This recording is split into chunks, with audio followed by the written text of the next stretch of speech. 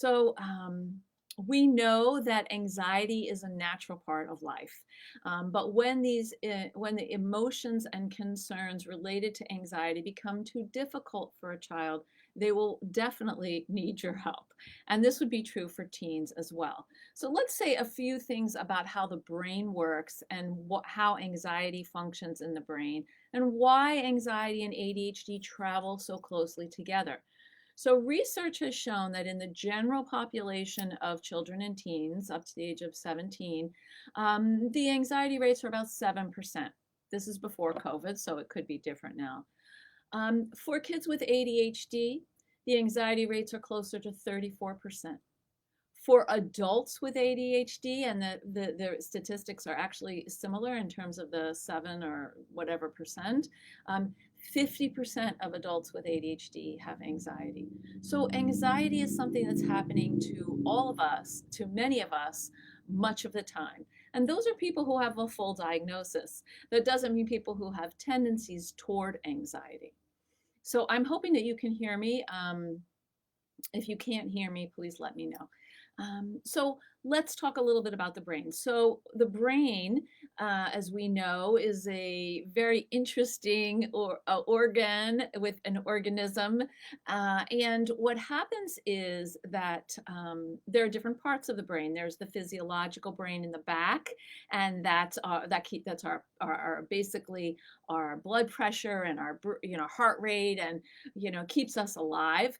Then there's the middle part of the brain, the emotional brain. It's also called the mammalian brain. And in this part of the brain is where the limbic system lives. And inside the limbic system, which has a lot to do with managing feelings, is two small organs. One's in the left side of the brain, one's on the right, called the amygdala. And these are almond-shaped organs. And what they do is they help, they manage fight, flight, and freeze. So then we have the prefrontal cortex, which is the thinking brain.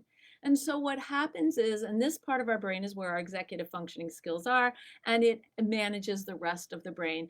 And in people with ADHD, there can be a delay of up to 3 years in the connectivity between this part of the brain and the rest of the brain, which is why we say that kids with ADHD mature more slowly, sometimes up to 3 years behind. When we have strong feelings, when people with ADHD have strong feelings, one of the executive functions that's so important has to do with emotional control, emotional regulation. And often that's weaker in people with ADHD. It's also fundamentally linked to working memory, which is something many people with ADHD struggle with. So how does this relate to anxiety? How it relates to anxiety is that because people with ADHD often struggle with emotional regulation. When they have feelings, they're very intense, and what happens is that the amygdala is more likely to sort of come out from the middle part of the brain. I like to think of the brain as like a Tesla. In the back is the engine. That's our physiological brain. In the back seat of the car is is where the emotional brain lives. And in the front seat with that computer, making sure we go to all the right places, is our thinking brain. And in episodes of strong emotion, fight, flight, or freeze, the amygdala comes out from the back seat. It elbows our thinking brain over to the passenger seat, and it starts directing and driving the car that is us. And it's a very erratic kind of driving. And so what we have to do is to get the emotional brain back in line. And we do that with breathing, because we have to control the physiological response. We do that with language, talking to ourselves or being able to talk about what's going on. So, and for people with ADHD, it's a lot harder to manage that process. So let's look at what some of you are saying about some of your concerns. Okay. Thank you, Lisa Dawn. Hi, Susan. Hi, Eva. Hi, Jennifer. So anxiety in your teen looks like insomnia. Oh, I know that one. Oh, great, Megan. I'm glad. Kate, my 7-year-old has extreme existential anxiety about death. Well, actually, that's pretty typical for a 7-year-old. A lot of 7-year-olds can be afraid about things like fires and death, and that's part of development, human development. The extreme part, maybe not so much. School and grades is a source of anxiety. Mine is really the difficulty of social anxiety and making friends, despite given opportunities, therapies, etc. My youngest hasn't done social skills classes, and I'm thinking of finding one for him, age 15. I have 2 neurodivergent kids. That's a great idea. What your 15-year-old might also like to do, which I found very helpful for a bunch of my clients who struggle with social anxiety, actually are improvisational acting classes. They're fun. There are all kinds of like theater games, and there's no pressure to perform. And it doesn't feel like you're going to work. Sometimes groups can feel stigmatizing, but improvisational theater can be fun. I have a number of clients who've really thrived. Tanya, my son 9 is worried about time on a daily basis. There are not enough hours in the day for him to do everything he would like to do, and he spends his days worrying about everything. I try to explain to him that spending time worrying about not having time is actually taking time away from the things he would like to do, but it doesn't help. You know, one thing that I think would be helpful for your son Tonya, is actually to sit down and have him to get all his worries out in one 15-minute setting. Okay, you're worried. Let's get all the worries out. All I want you to do for the next 15 minutes is worry. Worry, worry, worry, worry, worry. And I'm going to bet that that's going to be very hard for him to do. Because he'll get some worries out and then he'll change the subject or he'll do something else and then he'll circle back. And what you want is to try to get him to get them all out. So that way he can see that actually all the time that he's using for worrying, like if he got all his worries out in 15 minutes and a worry came up at another point in the day, he can say, it's not your time right now. Your time is at 3 p.m. or 3 p.m. and 7 p.m. You have 2 special times, and that's when you can come out. So right now, forget about it. Just something to play with. We call that a strategic intervention, something that's different than expected. Dee Dee, my 12-year-old son's anxiety comes across as anger. Dee Dee, this happens a lot for kids, and partially that's because that fight, flight, fear is sort of mixed up. And that anger is also the gatekeeper for all kinds of emotions, particularly for young men and boys. It's okay to be angry. It's less okay in the culture of toxic masculinity to be scared, to be vulnerable, to be sensitive. And so that may be the gatekeeper. And I might want to talk with him about that and say, okay, well, so I see the anger. I hear what you're telling me. I'm curious, what's behind the anger? What's underneath it? Because usually anger is just the gatekeeper. There's something else that it's guarding. Yes, there's always a recording available. Lacey, anxiety in my 9-year-old son looks like shutting down or appearing lazy while in a school setting. He expresses his anxiety with his words at a home setting. Oh, that's good. I'm glad he talks about it. When he is shutting down in school, could his teacher send him on an errand? Could his teacher send him to a place where he feels safe to regroup so that he can come back into the setting? Is there a cozy corner in the classroom? Can he get a drink of water? If he's shutting down, is he aware that he's shutting down? And if he is, could he raise his hand or have some sort of signal with the teacher so that he could, sort of pivot and settle and start again? One of the things that we have to think about is that when we're anxious, anxiety is a physiological response to worried thinking. And so we have to treat the physiology of the anxiety. And the way we're going to do that really is through settling our body down. And for some people, settling their body down can be dancing. For some people, it can be going for a run. For some people, and for many people, it's just paying attention to breathing, to slowing yourself down. And the way that we're going to do that is by teaching some breathing tools. And I've talked about these tools before. We can teach alternate nostril breathing, from yoga, where you breathe in and breathe out from the same nostril, and then breathe in and breathe out. You could teach what I call triangle breathing. Breathe in for 4. 1, 2, 3, 4. Breathe out, hold for 4. 1, 2, 3, 4. And breathe out for 6. 1, 2, 3, 4, 5, 6. Sometimes we might want to ask our kids to smell a beautiful rose, or blow out the candle, or smell a cup of hot chocolate and cool it down.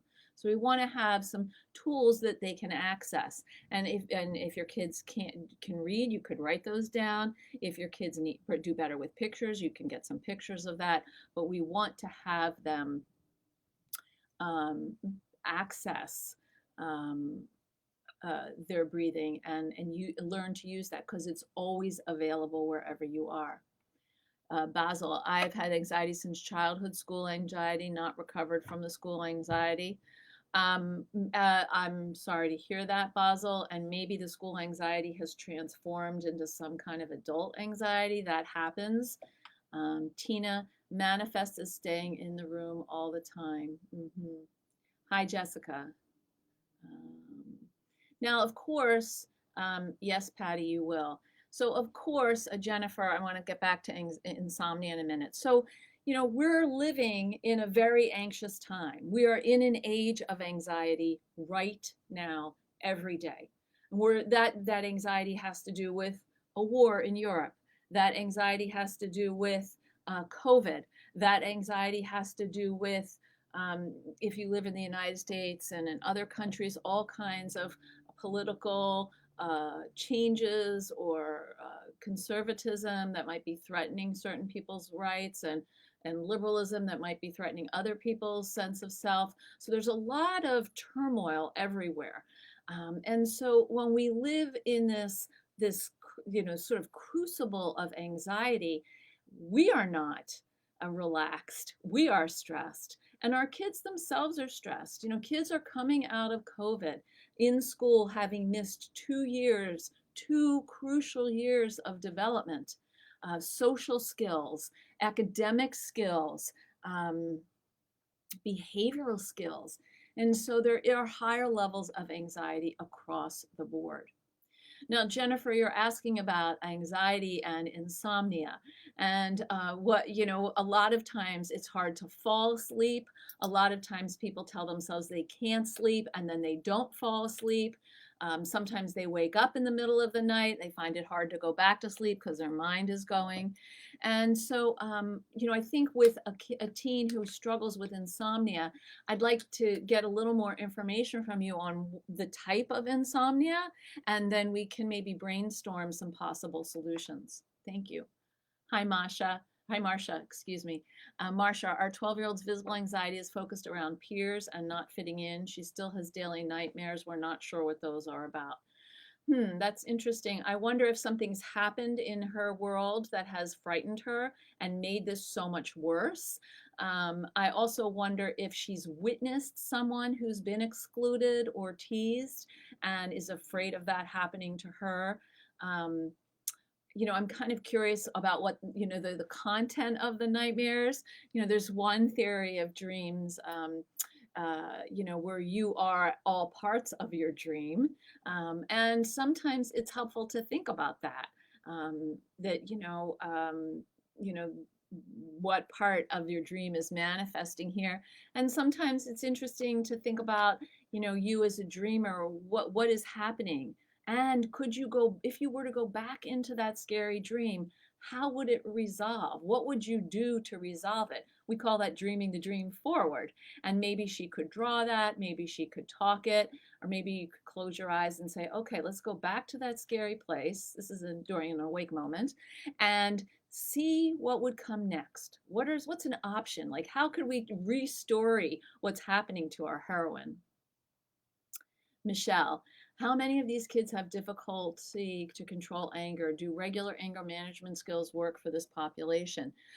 Michelle, a lot of kids with ADHD struggle with anger. A lot of adults with ADHD struggle with anger, and that has to do with the flooding that's occurring with emotional dysregulation and that amygdala hijack. Regular management skills can work, of course, but also a kind of it needs to come from an understanding that there are some biological limitations that are in play, and how and what we could do with the physiology to make some changes. Okay. Yes, so we often see that anger. D, hi. I find that just validating a child's feeling can help. Oh, yes, I'm going to support you on that one. I don't agree taking things away as punishment, but implementing incentives, looking at TV time, iPads, Xboxes as privileges that can be earned. D, you're speaking to the converted over here. Thank you. I love that. I'm really glad you shared that.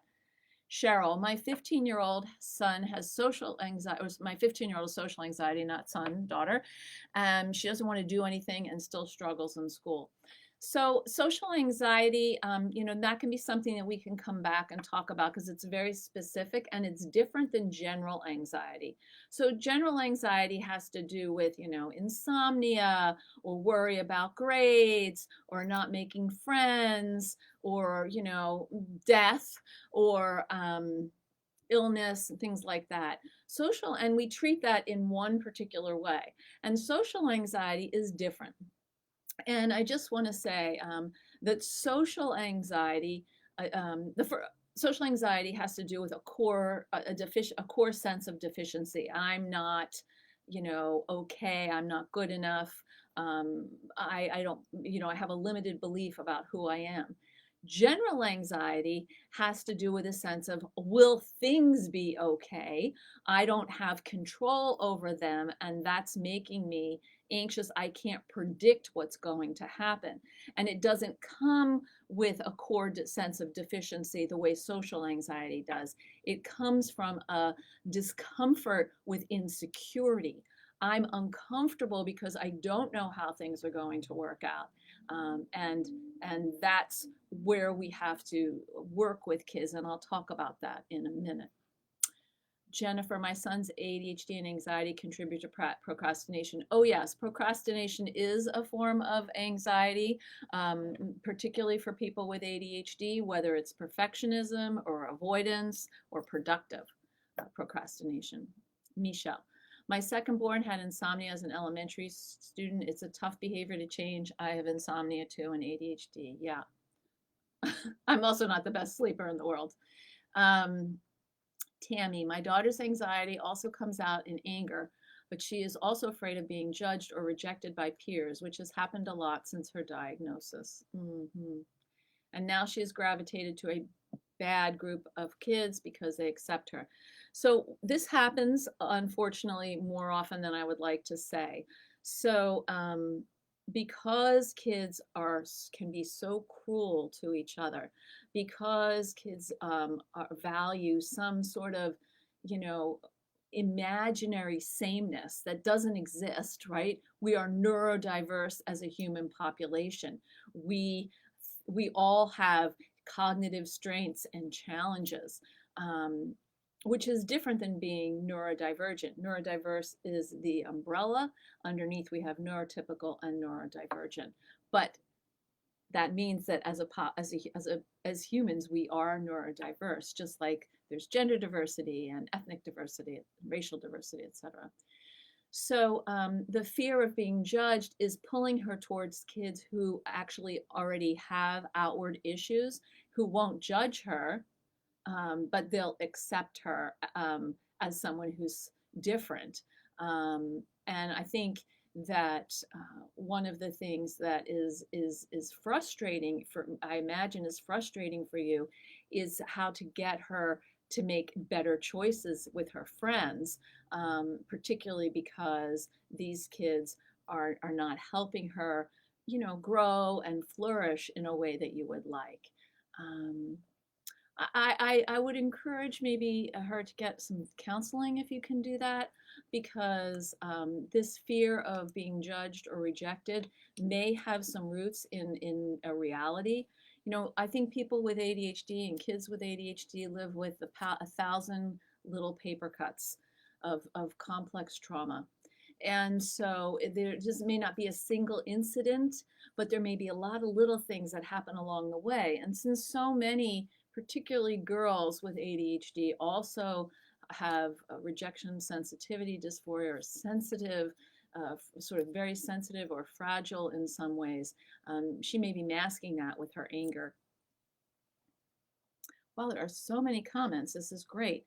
Dee Dee, when my son was anxious at 12, he was also angry and violent. I looked a lot at trauma-informed parenting practice, and this really helped for him. Yes. So trauma-informed parenting practice means that instead of asking, why is my child acting this way, we're asking the question, what's happened in my child's life that is leading them to behave this way? Cheryl, why does my ADHD kid not sleep well? She goes to bed early, wakes up at least once or twice a night, and sometimes stays up the rest of the night. I give her melatonin. Is this common? Yes, it is common. Some people find melatonin can be helpful, but I'm not a prescriber, so I can't give advice on that. I know that a lot, what I do know is that ADHD, there are two neurotransmitters that are involved in ADHD in our brains. One is dopamine and one is norepinephrine. And norepinephrine actually really does operate in areas of the brain that have to do with the sleep-wake cycle. So a lot of people with ADHD struggle with sleeping and sleeping well.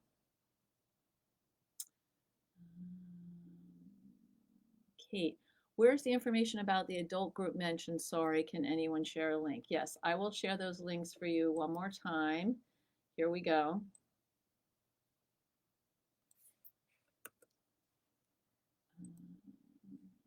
Okay, here is the adult group that's starting next Thursday. Susan, tried mindfulness class before COVID. I just felt very frustrated and a failure before I knew about I had ADHD. So yes, some mindfulness classes unfortunately can make you feel bad about yourself, because it's like, well, you know, my mind is drifting. Is there anybody else's mind drifting? Your mind is going to drift. You know what I love about Jack Kornfield and Tara Brach is they say your mind is like a puppy. It's going to wander. And what you want to do is just gently bring it back. Not yell at yourself, why are you wandering, or you're a bad puppy, but just gently bring your mind back to what you were doing before, and treat it with compassion and kindness. Yep, my mind wanders. I'm going to bring it back. I'm going to come back to my breath, and my mind's going to wander again, and I'm going to come back to my breath. Jessica, washing the face with cold water helps, or cold water rinse in the shower helps regulate the nervous system. And I recently heard of holding ice cubes too. Whatever works for you. Jessica says, I teach my clients self-check. What are you feeling? What are you thinking? What are you doing? What do you need? Wonderful. Elmarie Stokes says, my 6-year-old is extremely afraid to be alone, not even going to the bathroom alone, cannot leave a room, and leave him there. I'm wondering what what he's afraid of, and what are those scary voices saying to him that's going to happen when he is alone. Because one of the things about anxiety that we want to understand, particularly this type of anxiety, is that the anxiety is going to say blah, blah, blah, and you can't handle it. So therefore, because you can't handle it, the worst is going to occur. And instead, what we want to do is to teach kids how to talk back to the worry monster. And so with a 6-year-old, I would definitely want to name the worry monster, draw the worry monster, and come up with some ways that you can put your arm around your son and take out your invisible sword and say, okay, Mr. Worry Monster, you can take a step back because we've got this. We know what to say. We know what to do when this happens. That would be, I think, helpful because he's afraid of something bad happening. We want to understand what that bad thing is, and then we want to teach him how to manage it. As parents, what we often want to do is reassure our children that everything's going to be okay and they'll be okay. And that is a short-term solution, but it doesn't build any long-term skills. And it actually weakens their ability in the long term to soothe themselves. We want to change their relationship to the anxiety process rather than trying to solve each problem as it rears its head, because you're going to play whack-a-mole every day, all day if you do that. So we want to notice, when does the fear come up? What does the fear say? What is the goal of the fear? And how can we talk back to that fear? How can we say, you know what? I'm afraid to go to the bathroom by myself, but mom is on the other side of the door, so I'm going to try it. I'm going to hold on to my courage, and I'm going to try it and see what happens. Let's see. Danny. As an ADHD adult who was not diagnosed until later in life and now has an ADHD child, a lot of my anxiety comes from dealing with my son's school. I feel like I'm not only fighting for him, but for the child I was, who never got the supports I needed. It's hard not to get emotional when I'm constantly, having to push back against the school. Thank you, Danny, so much for sharing this. You know, as adults, we all have our invisible backpack of our school experiences, our family of origin experiences that we bring with us to parenting our children, and particularly to walking into their school. And so it makes sense to me that you get a lot of anxiety from dealing with your school, with your son's school, because you probably had issues in school where no one advocated for you in the way that you would have liked. You didn't feel understood in the way that would have been helpful. So I think, you know, Richard Schwartz has done such amazing work in his internal family systems books and workshops and trainings. And what he would say is that that part of you that's anxious is it's a part of you. It was a protector. It came out to protect you from various events in your childhood. But it may not be serving you anymore. It might be motivating you to do well for your own child, but it may not be serving you in the things that it's telling you about yourself. So what way can you work with that part? Maybe thank it for trying to help you and let it know that you've got this, or ask it some questions. What is it afraid of? What would what would it have liked someone to do for you that you can now do for your child? And in doing so for your child, you then are healing yourself. Hi, Michelle. My 10-year-old has always had massive anxiety about something happening to me. His general anxiety is high anyway. Either way, gets angry or runs off. So he's afraid. He loves you, and he's afraid that something could happen to you. And he doesn't know what he would do if that occurred. So what I would try to do is to come up with some kind of plan if something happens to me, or if I'm not feeling well. This is what we're going to do, and this is how you'll be taken care of. But I'm not planning to go anywhere anytime soon, and it's hard to trust that. So we're just going to have to take a chance and see what happens. And that's the hardest part about dealing with anxiety. Anxiety wants certainty. Anxiety wants security. And there isn't security and certainty in this world. There isn't. So we want to be able to have strategies to use in situations where we're feeling uncomfortable. Jennifer, her insomnia occurs both at bedtime and in the middle of the night, and then other times in the early morning. She's on Seroquel and melatonin. This affects her ability to get to first or even second period. She doesn't. Right. So, Jennifer, I would really encourage you to speak to your prescriber about this, because she may be taking too much of one thing and not enough of another, or she may be taking the medication too late at night, which is affecting her ability to get up. Yes, Charmaine. Jessica, then I teach the thoughts tracker. What is the trigger? What is the feeling? Name and feel it. What does this remind me of? What do you need right now? Self-regulation tools. What can I do differently next time I'm triggered to reprogram the brain? And I hope that this helps someone. Thank you so much for sharing that. That's really lovely. I appreciate your doing that. It's very kind of you.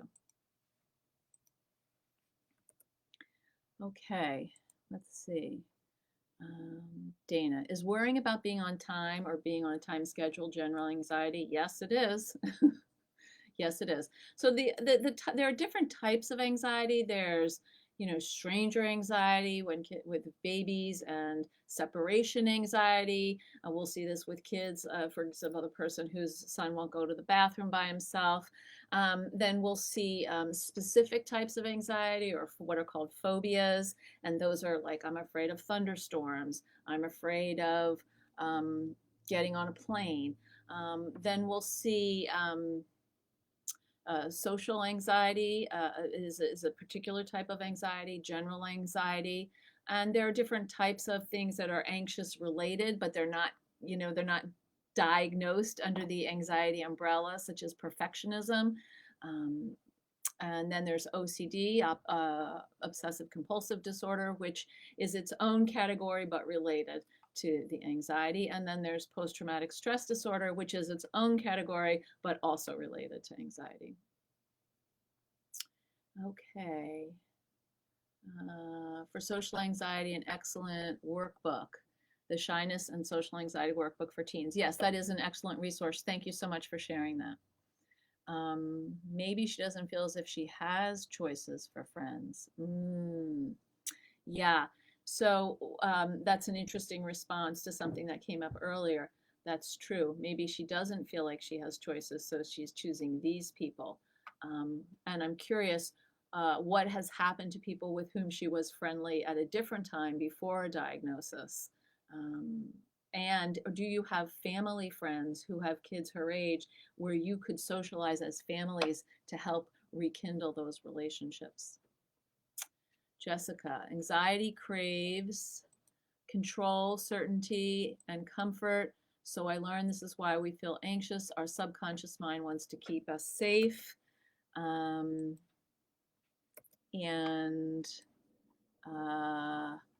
secure, and life to be predictable. So when it's not, this can trigger anxiety. Absolutely. Thank you for posting the ideas about sleep. Cheryl, how do you build executive functioning skills in kids? Organizational skills are severely lacking. Homework gets lost. Things get misplaced all the time. Any suggestions? Yes, I'm happy to talk about organizational skills and executive functioning skills in general. We touch on numerous of Facebook Lives, and there are many wonderful webinars in the Attitude Library that I would encourage you to check out.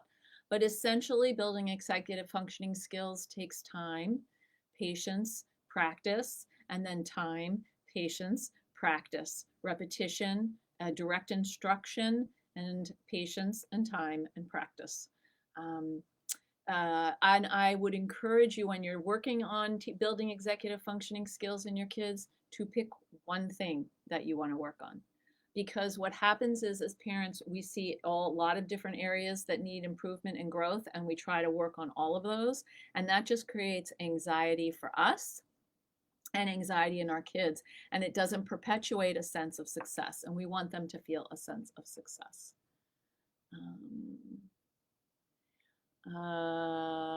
Let's see. Okay, thank you.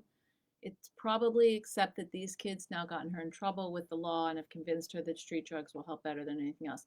Right. So that sounds really, really tough, Tammy. And kids are smart, and so and they're curious, and these kids are telling her that street drugs will help her. What about doing some information searches together? There's probably something on TikTok. I know there are some psychiatrists on TikTok who are giving good information about ADHD, whether it's Ned Hallowell or someone else. Maybe watch a couple of the videos in Attitude.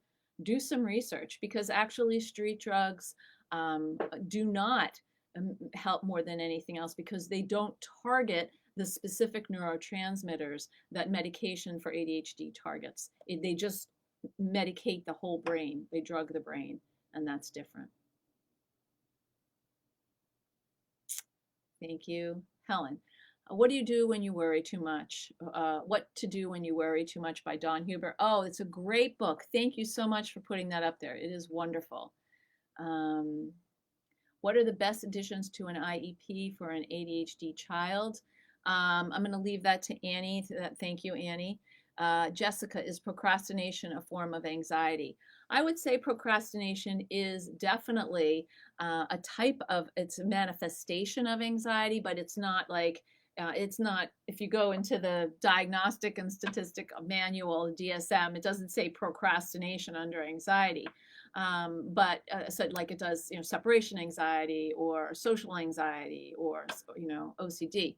And so I think it's, but it is definitely related. And I think I've talked about this in some webinars before, but it is related. Oh, Maria, I'm so sorry. Ugh, what happened? Do you want to share? Can we support you in any way? Dana, if picking to focus on one executive functioning skill, how long a time would you take for it? Weeks, months, or a year? Well, my first response is as long as it takes, but my second response is try something for 3 months. Because we want to get into a new habit and a new routine. And then when there's progress on that, when that habit is happening more often than it's not, then you're ready for something else. There was an article this week in the Wall Street Journal about Adderall. Do you know why some clinicians are stopping it in patients? I think Adderall is a very complicated medication. It has a lot of side effects. It also is very addicting. And so I'm actually not, I mean, I know it helps people. I think that Vyvanse, which is the form of Adderall that is kind of cleaner delivery system, it can be a better choice for many people, but I can't answer that question. Hallowell just did a Facebook webinar through Attitude Mag about addiction in some ADHD people. Great, thank you. Thank you for sharing that. All right, so let me go back to, I have to scroll through something, so hold on a second. Okay, so I want to go back to what are some practical tools for helping kids learn how to manage their anxiety. So the first thing that we want to do is lower your anxiety. Manage your own concerns first. Kids have incredible radar, and they can pick up when their parents are stressed or anxious, and it increases their own distress, conscious or unconscious. And we know that where depression, there's a genetic component to depression. There's a predisposition. So if you are an anxious parent or you have an anxious family, there's a high likelihood that you yourself will be anxious. So the first step is we want to lower your own anxiety. Discuss your concerns with a partner or a friend or a counselor. Write these down and then strategize responses or to-do action items by creating what I call an anxiety decelerator plan. And so this will help you feel like you have a little bit more control because you have a strategy, you have something to do. So for example, if you're worried because your child isn't doing well in school and needs more academic support, your action on the plan would be to contact the school to set up a meeting. Here's the fear, what's the related action? The second thing that we want to do are help our kids identify their worries, okay? A lot of times kids feel like they are their worries. We feel like we are our worries, and we want to put distance between our worries and our perceptions of ourselves. So we can't help kids turn down the frequency or intensity of their anxiety unless we know what's causing it. And so worried thinking and environmental triggers can set off children and teens. So we want to kind of stop this and have a weekly or a check-in as a family to talk about, what's uncomfortable or what's uncertain for them. Write these down. Pick one fear together that you would like to address. And when you're able to, when your child feels like he or she is able to regularly turn the volume down on that worry, then you can change to something else. But that's what we're trying to teach them, not to eradicate the anxiety, because it's not going to happen. It's how we're wired as humans. It has helped us survive. And yes, you may not live in a jungle with a tiger that's going to chase you, but what's happened is that our thoughts are now become tigers that are chasing us. And so we have to learn how to talk back to our thoughts and turn down the noise in our minds. We want to change the relationship to anxiety. So think like Sherlock Holmes and investigate anxiety like a puzzle. When, where, how does it show up? What are its triggers? When worry arrives, say to your kids, that seems like worry. What could you do to size it down? Many kids feel very powerless about anxiety and benefit from redefining it as something that's separate from who they are. Stay neutral and compassionate without fixing. This is a really hard one. Although you must intervene in situations of bullying, violence, or academic failure, or risky behaviors, most of the time your teen needs your support in thinking through responses to tricky situations, not solving them. So kids of anxious parents are more likely to be anxious themselves. So monitor and manage your own reactions, and then help your kids figure out what their alternatives are. Start small to build confidence.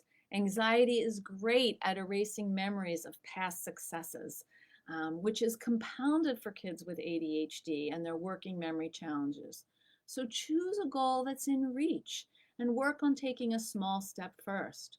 What would your child or teen want to do if anxiety wasn't there? Help them recall a time when they took a risk and they succeeded. Then discuss those strategies with them and how those strategies of taking that risk can apply to their current situation. Offer them some language like, I'm willing to feel unsure. I can grab onto my courage and try this. Okay, we have some comments here. I'm an artist and I thought working for an art school would be perfect, but the boss,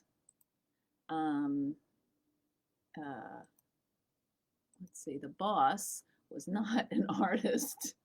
My executive functioning skills, my executive functioning deficiencies were not acceptable for a type A boss that wouldn't give accommodations. Ugh, that just really doesn't feel right to me.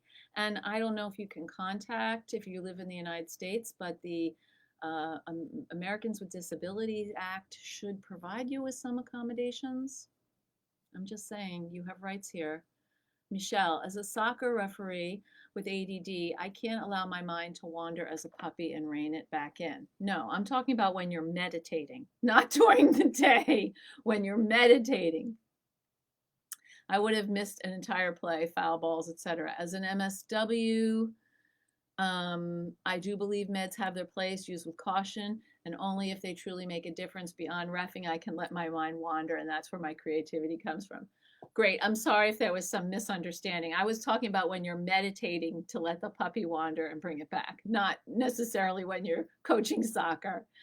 Jessica, yes, our thoughts are real and the stories and beliefs so real, but is it true? Mostly not. Also, I learned that 80% of our thoughts are negative. Is this true? Yes. Actually, I think it might be higher, but it's up there. Thank you. Michelle, while my daughter recently graduated from an art school, and you are correct that the admins are not artists. Artists are simply very special and unique people.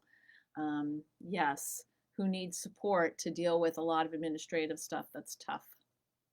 So finally, I want to leave you with an idea, which is, can you help your kids opt for curiosity instead of anxiety? Can you help them say, I wonder about, rather than I'm worried about? Kids often feel a distinct lack of control in their lives, which fuels their anxiety, particularly those who are neurodivergent. So we want to try to shift away from how anxiety and worry are shutting kids down and predicting negative outcomes, and to the how curiosity can open them up and offer them possibilities. Focus on building resilience. Resilience is the antidote to anxiety. When your kids identify strengths and can know know people who care about them and can develop an interest, they feel more confident. So find ways to connect on things that matter to them, like a favorite computer game or a funny YouTube video, because nurturing your connection with them will improve their willingness to work with you in tackling their anxiety. So here